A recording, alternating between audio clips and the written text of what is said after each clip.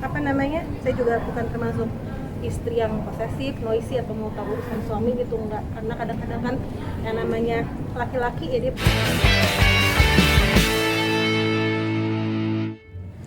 ini Kak sering dijuluki keluarga yang harmonis nih sama Kak Adai. Dan jauh dari gosip-gosip miring gitu. Mungkin seperti apa nih tips-tipsnya?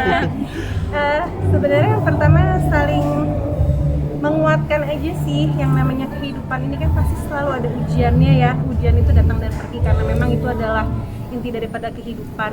Jadi yang pasti saya sama suami selalu menguatkan, selalu cerita.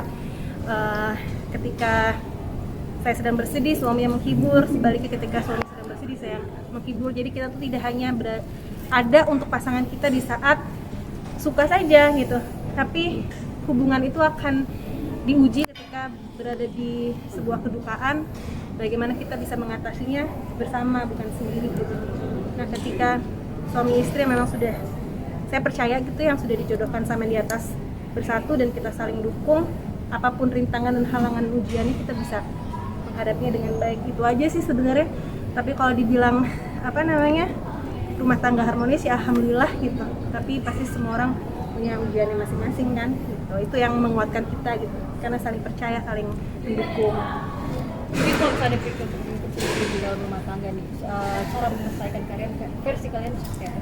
Kadang kalau bukan hal yang penting atau bukan sebuah prinsip yang sangat mendasar atau bukan sesuatu yang besar gitu ya, hanya kecil-kecil bentuk-bentuk kerikil, biasanya lebih baik di-let go aja.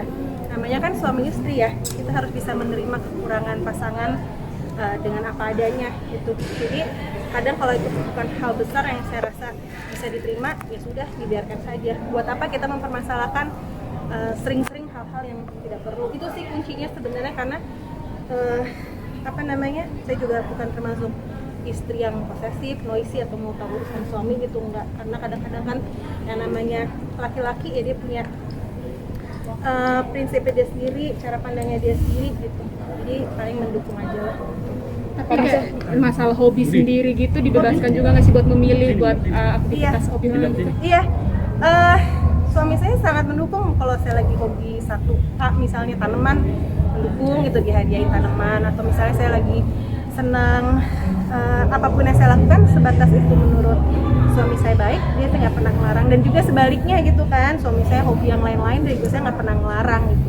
Karena buat apa? Apalagi di masa pandemi seperti ini, hiburan kita adalah hobi kita yang di rumah. Jadi ketika hobi itu kita permasalahkan, kesian udah nggak ada hiburan lain, termasuk pada anak juga seperti itu. Jadi sebisa mungkin lah apa yang menjadi kesenangan dari orang yang kita sayang, kita dukung gitu. Ngomong-ngomong soal anak, Kak, Kadang jadi calon istri RI 1 gimana nih? Masya Allah. Nggak pernah kepikiran, nggak pernah mengucapkan itu, nggak pernah terpikir hal tersebut seperti itu, karena saya melihat sendiri bagaimana dengan mata kepala saya sendiri, dengan perasaan saya melihat bagaimana perjuangan ibu mertua saya menjadi ibu negara. Itu bukan suatu hal yang mudah untuk dilakukan, jadi saya tidak pernah terpikir untuk melakukan hal yang sama dengan beliau. Tapi ya terima kasih kalau memang ada yang berpendapat seperti itu. Saya sendiri ya merasa itu belum levelnya saya untuk merasa bisa mengikuti jejak ibu mertua saya gitu. Saya nggak bisa dibandingkan dengan beliau dan ibu negara yang lain pun itu nggak bisa, jangan bandingkan dengan saya masih levelnya masih rendah sekali lah gitu. Tapi terima kasih atas pertanyaannya. update anak-anak.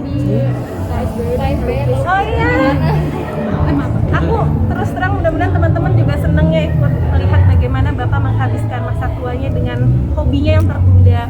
Bapak SB itu sudah senang melukis dari SMP, tapi karena kesibukan beliau dan lain sebagainya, hal itu tidak pernah ditekuni.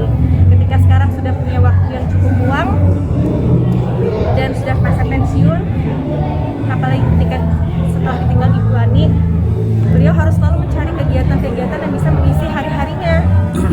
Karena memang terus terang tidak mudah untuk beliau menjalani hari-hari tanpa ibu. Selalu ada aja yang dicoba dilakukannya supaya menghilangkan kesedihan hatinya. Nah, salah satunya terakhir ini adalah melukis. Jadi kita sangat mendukung, dan Masya Allah Bapak belajar sendiri otodidak melalui tutorial-tutorial di YouTube. Setiap hari ada waktu yang disisihkan untuk belajar dulu, melihat tutorial YouTube, membaca buku tentang melukis, kemudian dipraktekkan gitu dengan dicampur dengan skill atau cara-caranya sendiri gitu. Nah, memang setiap hari melukis dan minimal 1 lukisan dihasilkan setiap harinya. Dan kami keluarga sangat senang melihatnya. Kadang-kadang ingin juga belajar juga sih. Aku pernah belajar juga, tapi tidak bisa seahli bapak ya, karena bapak tuh selain udah mengerti tekniknya juga cepat sekali gitu melukis.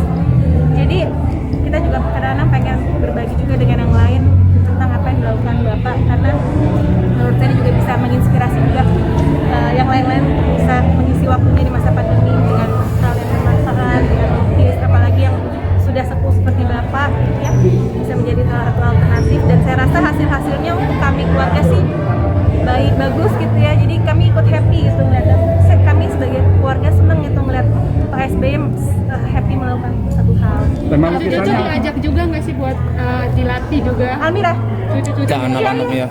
di masing-masing cucu dibeliin alatnya sendiri. Jadi pakai alatnya masing-masing juga supaya tidak memakai alatnya bapak juga ya. Jadi bapak membeliin kanvasnya, alat lukisnya masing-masing untuk masing-masing cucu.